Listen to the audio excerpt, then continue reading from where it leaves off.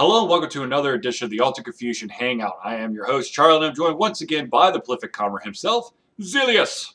Yo! So I have to start out by giving a shout out to our Lady Crusaders basketball team who won the first round of state playoffs today. Bravo. Won 93-91 in overtime on free throws to win in overtime as time expired. Bravo. So, Bravo. I didn't get to go to the game because I had to do server upgrades and I wanted to be here tonight. I'm hoping to go to the second round of the playoffs tomorrow. Rock on, man. Rock on. So, how are things with you, Mr. Charlie Hawkins? Okay, let's see. What is going on in the life of Charlie? First off, I had a wonderful bout of food poisoning Tuesday night. Ooh. How long did that last, or is it just a get it over with in 24 hours? It was... Or do we really need to go into details? Once it was purged from the system, I was just weak as a kitten for about 18 hours, and now I'm just tired. My kitten was pretty damn strong. Man, she could tear you a new one. All right, so let's talk about some news that's happening in the gaming world. Whoa, game! Whoa. Okay, first of all, the man, the myth, the legend behind the entire Castlevania franchise has left Konami. What? Craziness. Konami Code? Now, see, it's a little bit different from my understanding. Now, of course, I've never had a job with a Japanese company, but basically, you're there for life. So for him to go, you know what? I want to try something else. That is like a huge slap in the face to Konami. Interesting. Yeah. It's a different work culture than what we have over here in the States. You know, in the States, you just kind of, whoop, jump to the next highest paying job or leave to start your own company. But yeah, it's a totally different work culture where loyalty means something. Well, I think one of the things is that one of the base principles that used to exist in both Japan and the U.S., but is almost completely gone in the U.S., is that people are your most important asset. I know it's a crazy concept. The demolishment of unions, go figure. Yeah. Let's not get into that now. No. So, I apologize. I'm eating my peanut butter, Nutella, and marshmallow sandwich. So. Hi, I'm drinking my urinary cleaning medicine. Oh dear God! More cranberry juice? You know what my Lenten tradition is. Yeah, I know. So I have to fall back to something else of liquids, and I'm out of chocolate milk. Would you like me to bust open 2 beers and drink one for me and one for you? Would that make you feel better? You know, make me feel like I'm drinking. Yeah. Not really. I can live vicariously through the video camera. There you go. There you go. Okay, so let's see, what else is going on? Yes. The already heavily successful Xbox One game, TitanFall. Oh, yeah. So big news happened recently, and that is that EA has purchased the publishing rights for any future game of TitanFall. Huh. Now, this, of course, is, it's not a bad idea because EA likes money. Really likes money. And EA really, really, really likes sequels of a successful game. So they're at least going to make more money. Titanfall 2, no real changes, but with more maps. Yes, exactly. I mean, isn't that the reality that we're facing right now? Well, it seems like, to be fair, most games, it seems like, I think what I see more from those games is maybe the second sequel is still like a pretty big shift from an actual sequel from the first one. Mm-hmm. But it seems like you have like one or two successes in a franchise. Mm-hmm. That's when it seems to kind of start to become cookie cutter. Right. Well, I mean, I think once you get like 2 or 3 in, you have. Here's an interesting. I mean, here's my terminology. You basically have your audience by the balls. So the thing is, you don't want to change anything because you don't want to piss off your audience. True. Now, let's have some examples of when people or when companies decide, let's change stuff. My prime example is Dead Space 3. Dead Space is a survival horror game. Dead Space 3, I don't know what it is. It's not. I mean, Not yeah, survival yeah. guide, There's but some spooky stuff in it, but I mean, we just I went don't know from either, like Joe. hardcore R-rated, horror game to like a just got a PG-13. Probably could have been a PG Hmm. movie. So not the same. That's what you're No, saying. definitely not. No, no, no. So okay. So yes, I agree. You're probably going to see a little bit of variation between the first Titanfall and the second. Mainly, you're going to have it on every platform known to man. This is true. Because EA is going to EA, want to have every platform so they can make all the extra money that they're missing out on. right? Yep. Does EA do any exclusive titles? No, I don't think so. Okay. I didn't think so. I was just trying to think. No, I think they're more of, let's see, we have this very successful franchise that that is like really graphically intensive. So let's make a companion application for your phone that we could charge $15.99 for. Yeah. That's brilliant. Why did I not think of that? See, you too could be an EA executive. Oh dear God, I don't want to. I apologize for any EA people out there. Change it from for the good from the inside. Look, well, yeah. EA used to be like the haven for awesomeness. I mean, they were an amazing publisher, and then all of a sudden they woke up one day. Well, yes. Well, okay. Here's the deal. I understand that money is good. I mean, I would love to make lots and lots of money, but I feel like I would rather have something that I'm constantly proud of, and I feel like the majority of the games that EA publishes now is just for the dollar marks. Like, there's no feeling for it. There's no desire for it. They're just like, well, it's been a year. Let's pop out another one of these bad boys. Most people have jobs. Like every year you come back to school, I guess it's another year of Kids to the Great Minder. All right, yeah, sure. I don't know. I mean, I do hear what you're saying, no, but at the same time, having a nice hefty paycheck as a programmer probably ain't too shabby. Absolutely. I can see it both ways. At the same time, you want to enjoy your job, have some fulfillment. On the other hand, sometimes you got to put 4 kids to private school and then college, and that can get kind of expensive. Touche. Especially if you live like in the Bay Area or something. Touche. So, yeah, I don't have that problem. Nor do I. Actually, I wouldn't mind having a little extra right now. Come work for a private school. Yeah. No. No. In the words of my son, no. Oh, wow. He very well emulates you. He's already got the Charlie no down. Okay, so let's go. So, it is great that we're going to see more Titanfalls, and you kind of knew that something was going to happen. Respawn Entertainment is the company behind Titanfall, and they basically said they've already come out and said, yeah, this version of Titanfall is only going to be on the Xbox One, eventually in the 360. They've already delayed the release of it again, and the PC. I don't know if the PC's out yet or not, but it's going to be Microsoft products the first time around. But they definitely want to get it on the PlayStation 4.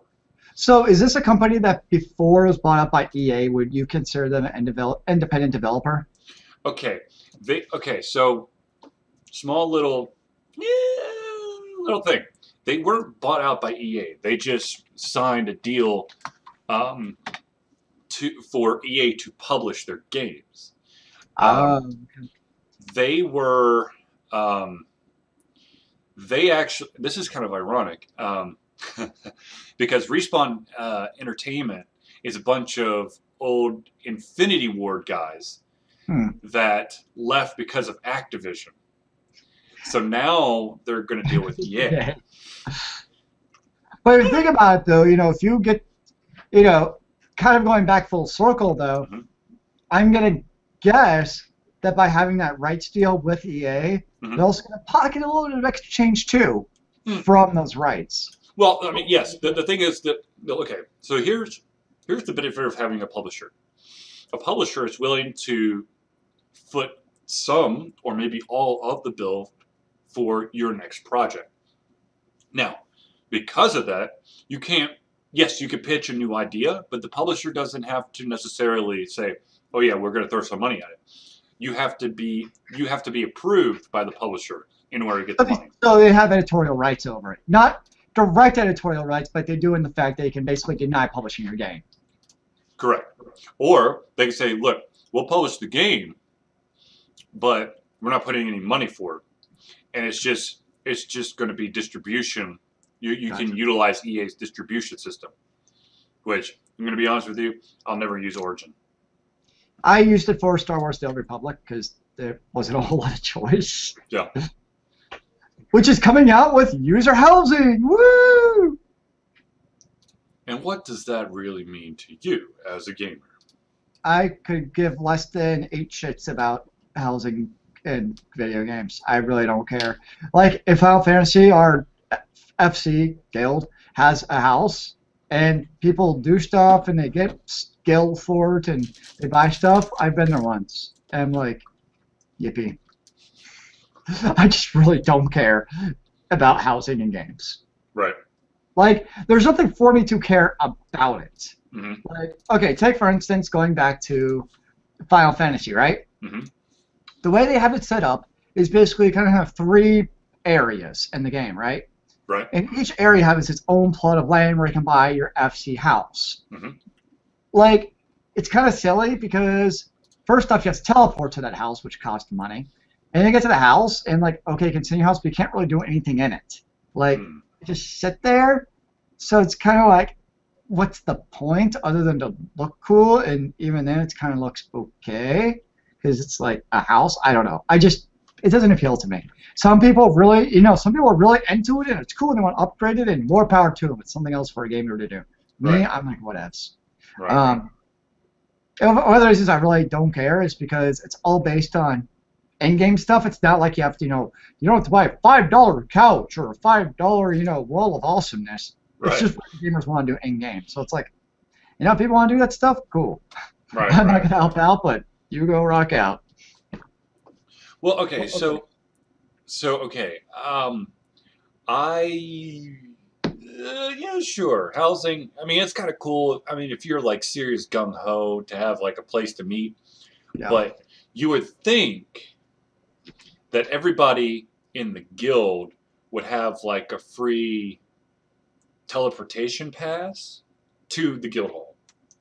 That would make a big difference. Like, if I could just teleport there, because it's like, if you got to teleport there, and then you got to go back to where you're actually going to, like, do quest or something. Uh-huh. So that can get pretty costly pretty quick going back and forth all the time. Right. But if I could, you're like you kind of said, if I could get a free pass to there and then wherever I wanted, that would make a big difference, actually. Then I would actually go there.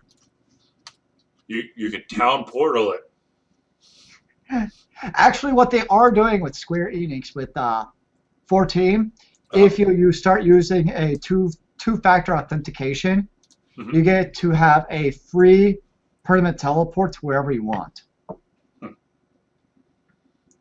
So right now in the game, you basically get a town portal return for free already. They call it teleport at a 15-minute cooldown. And then with this, you basically get a free teleport to any crystal of your choosing, which could be your home. So, but it's just kind of a cool little incentive to encourage people to, have more secure accounts because you actually get, most games you don't really get anything. Well, I mean, more security is always a good thing, obviously. Right, absolutely. But this is like kind of like a tangible thing in game to be like actually useful. Right, so you get more than just peace of mind. Who needs a piece of game in a mind? I just want to go kill shit.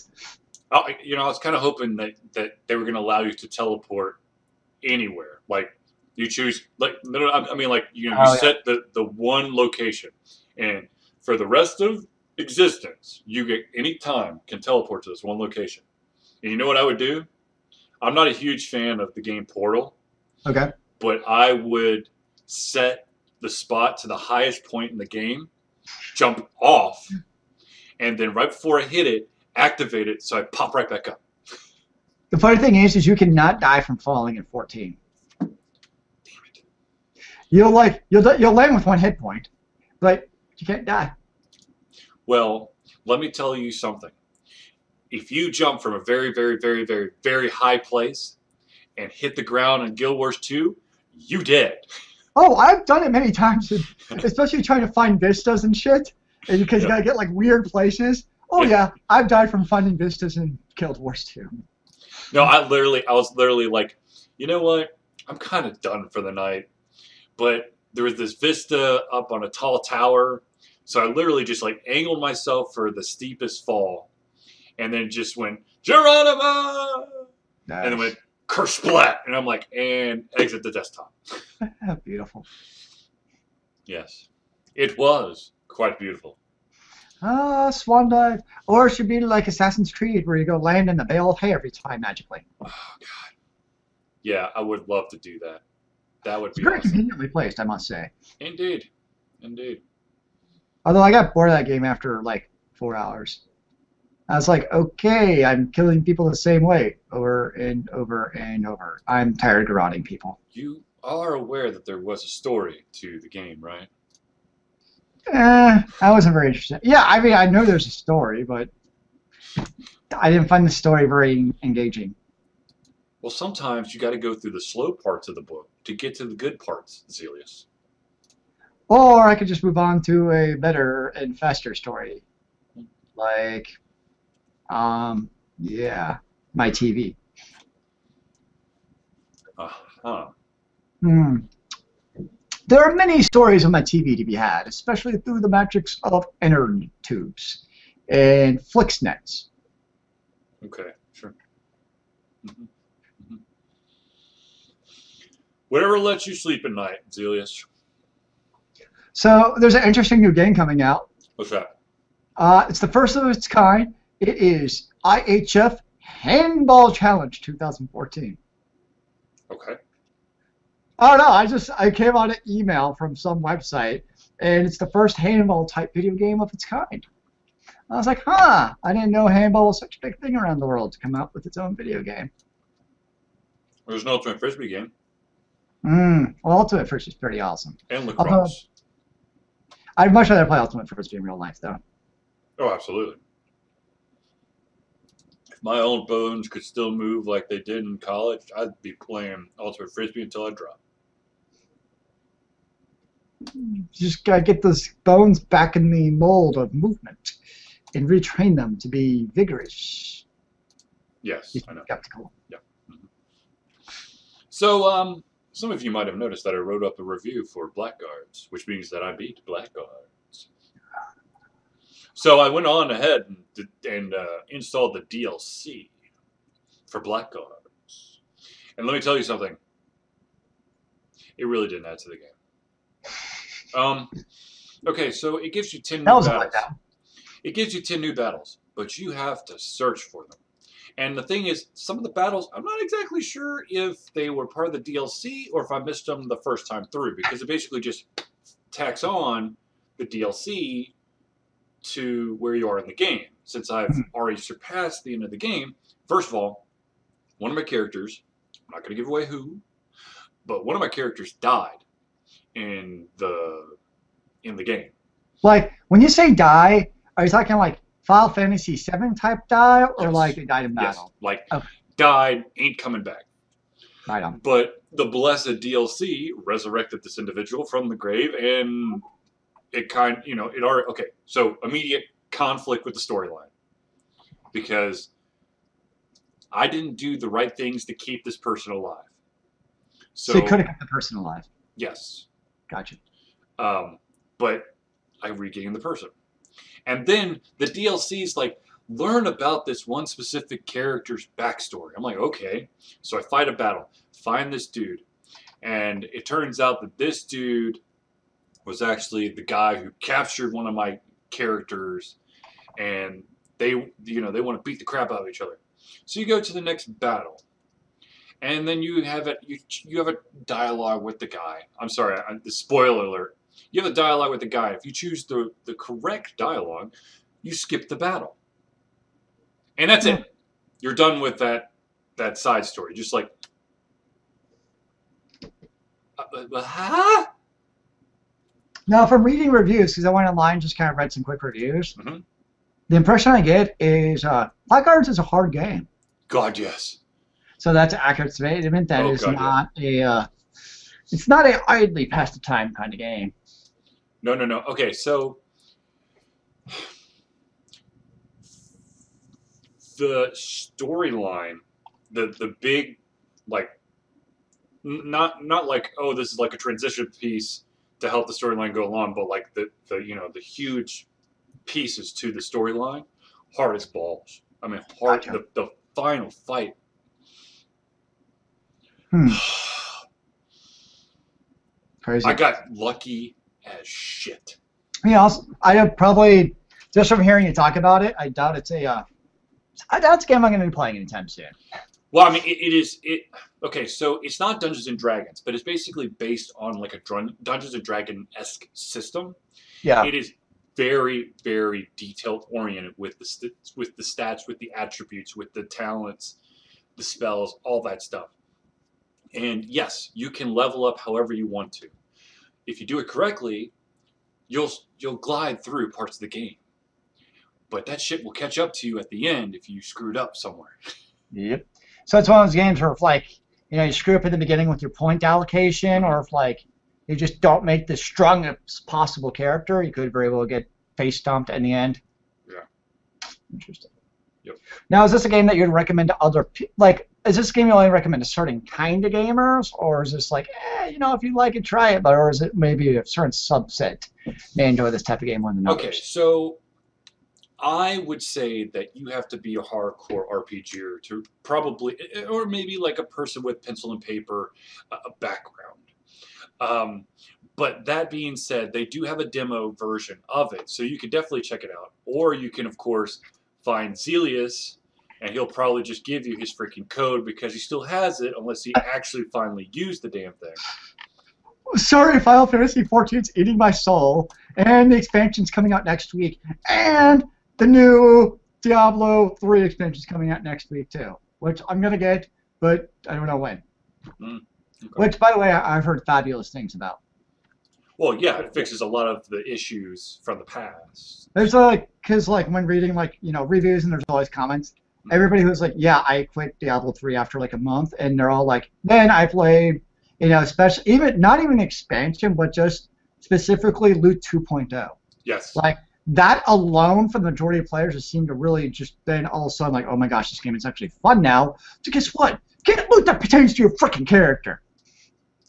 Or the vast majority of your loot is going to. Yeah, you're right. The vast majority of it, yes. Because let me tell you, running through the game as a demon hunter and only picking up witch doctor stuff really kind of cramps my style. It's kind of old after a while. Yes. Like every once in a while I can deal with. Whether it's like every bloody item from the bosses, like one of them is for me and everything else is like crap. I'm like, it just gets annoying. Right. And then of course the auction house closed down this week too. The real money auction house. No, the auction house. Completely? Yeah, it's all. Oh, I thought only the real money part got closed. No, it's all gone. It's gone, kaput, done with. Well then. And the interesting thing is, which I don't know how I feel about, is you can't trade either. Well, can you gift an item to?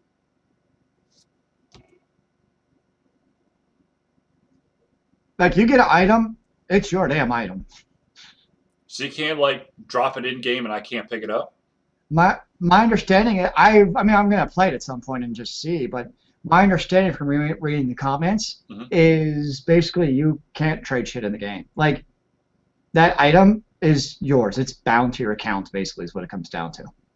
Oh, that's some shit. I know it's kind of funny because it's kind of the complete opposite of. I mean, Diablo 2, that was a huge deal as trading. Oh yeah, absolutely. It's just kind of funny. Part of the economy. They've gone from one end of the spectrum of like, trade everything, sell everything to nothing. It's and what you get is yours. And I get where they're coming from because obviously the auction house ended up being a complete clusterfuck. But at the same time, I don't see trading as a bad thing. Yes, you're gonna always have people who just give away stuff or screw up or whatever, but right. To really screw with the game as in trading, that's some hardcore try. Like, it's just a totally different dynamic. And it worked out pretty well in Diablo too. Right. Absolutely. You know, of course, people are always trying to dupe the Stone of Jordan because that was the currency basically. Hmm. But yeah, so I don't know. I wonder if they'll change that eventually, where you can actually trade items in game. I would hope so. I mean that It seems silly to me that they would not allow trading. well, okay. So the only thing I could think of is because they got rid of the auction house, you could see like a third party website setting an auction esque house up where Yeah, the same people thing in and Diablo 2. yeah, right, I mean, you could buy stuff on eBay on right, Diablo 2, but right, it wasn't really much of an issue. right. Yeah, it was. Yeah, it happened. We know it happened, but the same token, it's not like it really damaged the game. I thought at least, and I think most Absolutely. gamers would agree with that. Right, right. Hmm. Yeah. So, oh well. Mm.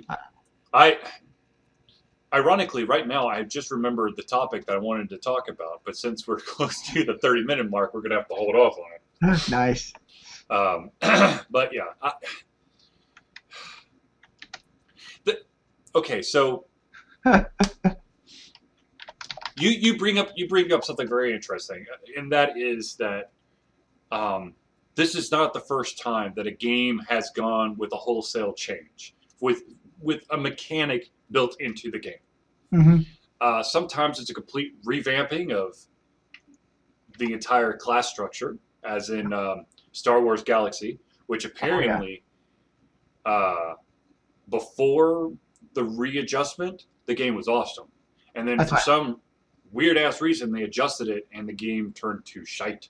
that's what I heard too.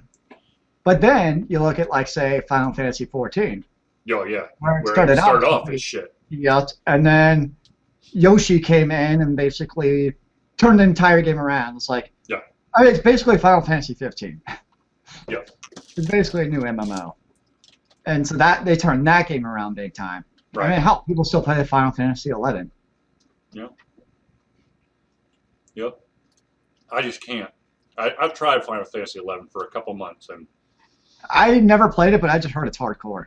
I need that indicator above people's head that tells me that you've got a quest for me. I'm sorry. I'm not going to talk to every schmuck in a town. Yeah. You want to talk to me? Oh, hello. How's the weather? Fuck you. Just give me a quest. Not that you should go out and buy it, but Final Fantasy 14, yeah, it hands your hold. It hands your hold. It Hold holds your your hand. hand. Wow, that was dyslexia tonight. Wow. Yes, it does that for you. Like it's very obvious. You are here for this quest, here for that quest. It's yeah, no ambiguity. Well, fortunately or unfortunately, I'm just going to stick with Guild Wars 2. Nothing wrong with that, yo. It's a great game, and I'm kind of amazed you're still playing it. Dude, I'm level 49 now. Woo! Charlie, play. Kick it some Well, now you beat ass. Blackguards, now you can go back to Guild Wars 2. Do what? Now that you beat Blackguards, you got more time for Guild Wars 2 again. True, true. I totally missed out on playing Elder Scrolls Online over the weekend. But That's another game in reading the reviews. It sounds like it's going to be a massive. clusterfuck. Look, it's a, I just haven't heard anything positive about it. I've played it.